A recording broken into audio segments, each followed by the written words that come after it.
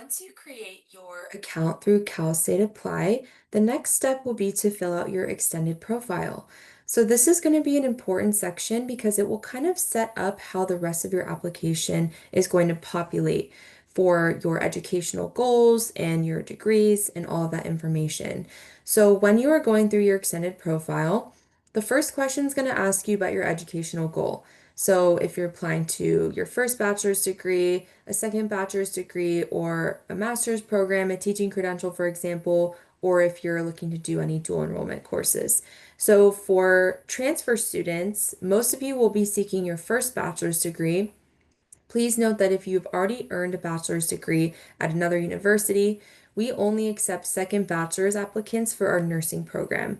So if you are not interested in nursing, but you already have a second bachelor's degree, you may have to pursue a master's program instead. But for our example today, as a transfer applicant, most of you will be seeking your first bachelor's degree, so you'd want to select this first option here. Then there will be some options to describe your current educational status.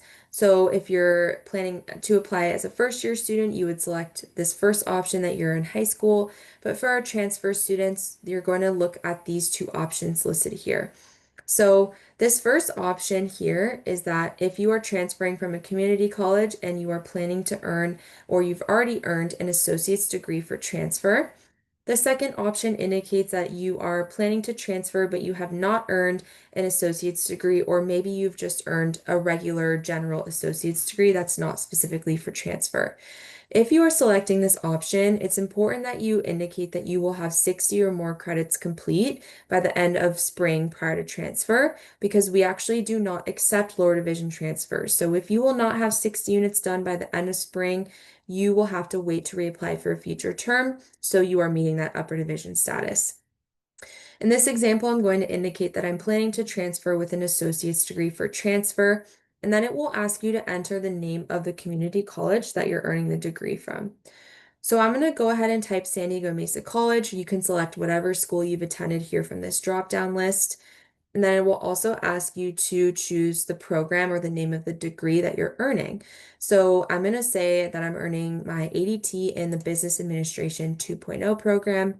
And then it'll ask if you are receiving or if you've already received a second ADT from your school. So you can select yes or no.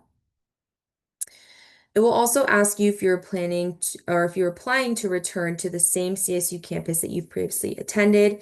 If you select yes, there will be some other options that are listed, so you have to just click through that and answer those as they pertain to your specific circumstances. And then if you have not previously attended the CSU campus, you would just say no. You'll also have to indicate your military status. So if you are currently active duty, for example, or if you've been discharged, whatever best applies to you, just go ahead and select that option.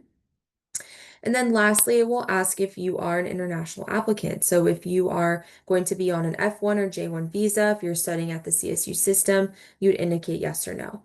For me, I'm going to say no, and then it will ask what US state that you regard as your permanent home. So just do your best to answer this question based on what state that you regard as where your permanent address is. So once you have filled out all these questions, you will go ahead and select save, and that will be the end of your extended profile.